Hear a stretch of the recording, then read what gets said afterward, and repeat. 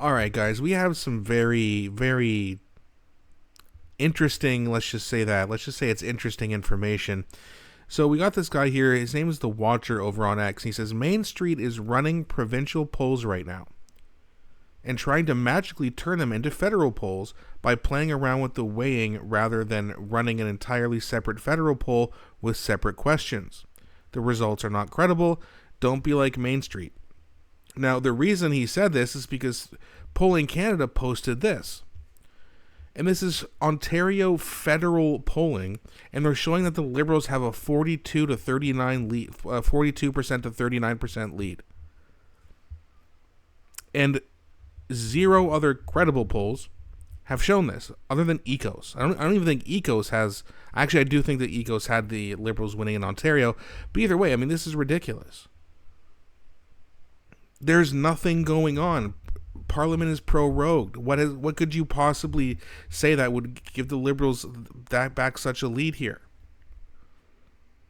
In Main Street, I thought they were a credible poll. I made a video the other day about a Main Street poll. But crap like this just shows that. I mean, listen, not if you put out one bad poll, that doesn't mean you're not credible. But crap like this is what makes people uncredible. I mean, this is ridiculous.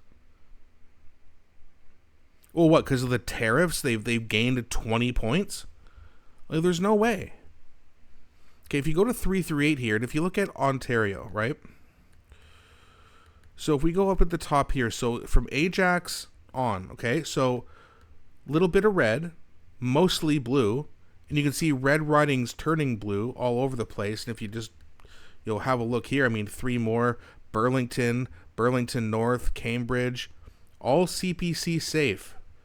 And most of the ones that Liberals had or still have, it's either a toss-up or it's Liberal leaning. I mean, look at all the blue. Look at all the blue here. A little bit of red here and there. I mean, look at this. Of course, Scarborough, Toronto. You're gonna have some red there, that's for sure. But I mean, look at all this. It's blue with a sparkling of red. And by the way, if you take a look at some of these Scarborough centers, Liberal Party leaning, for example, they're leaning by 9 points, but considering that the Conservatives are going to overperform in the polls, in my opinion, because when they do polls, they send out some questionnaire through a landline.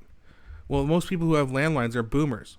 And I know some of you guys are boomers, and I know you all hate Justin Trudeau and the Liberals, but the Liberals get the most votes from boomers. So, of course, they're going to do a little bit better in the polls than they should be doing, and they're still getting their asses kicked. Right now, let's go back up here. I'll show you another example of a riding that is... So we'll take Brampton East. Okay, it's Liberal leaning. 4 points. In my opinion, this riding is in play. Big time. It's very possible that the Liberals underperform, the Conservatives overperform. Let's go to Brampton West, see what happens here. Not as close, but still, it's close. And considering that Toronto St. Paul it was like 99% chance, or maybe not 99, but 90 to 95 chance to go to the Liberals, the Conservatives won it by 5 points. So, I mean, if they're going to have like essentially a 7-point swing in a lot of these ridings, a lot of the Liberal leanings are going to go blue. Even if they don't. Look at how many different...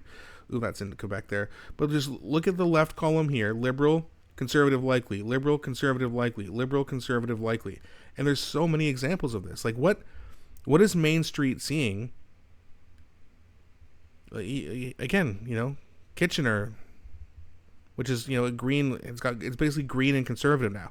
But what's Main Street seeing where they're going to suggest that the Liberals are getting 42%? There's no way. That would mean they're going to win, how many ridings does Ontario have here? Let's go. Ontario. Okay, it doesn't show, but I think it's like 122 districts. And look what the average is showing. 45 to 29. Like, the average shows 45% for the conservatives, and Main Street shows 42% for the liberals. That's a ridiculous swing. The 338 has them at 29. That's a 13-point swing. For what reason? It makes no sense. Main Street, I mean, again, I thought they were credible. I've heard rumblings that they weren't. But stuff like this, it's disgusting. And it's just manipulation. That's all it is. Or it's just to grab attention because they think that there's maybe they're not, bringing enough money through donations or however they make money. But, I mean, it's just attention grabbing. There's no need for it other than to rile people up, to stir up emotions, to scare people. 27 ridings is what they have in 338. 42%, I mean, they would probably get double that, way more than they'd probably get like 60, 70 seats in Ontario.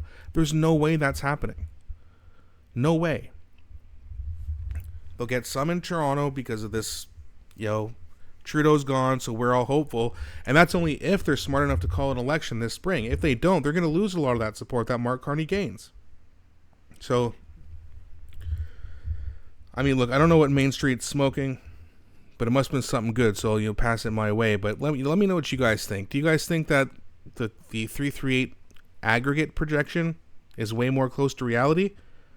Or do you think Main Street's maybe onto something? Maybe we're all smoking something. Who knows? But it's crazy to me, but I want to hear what you guys think.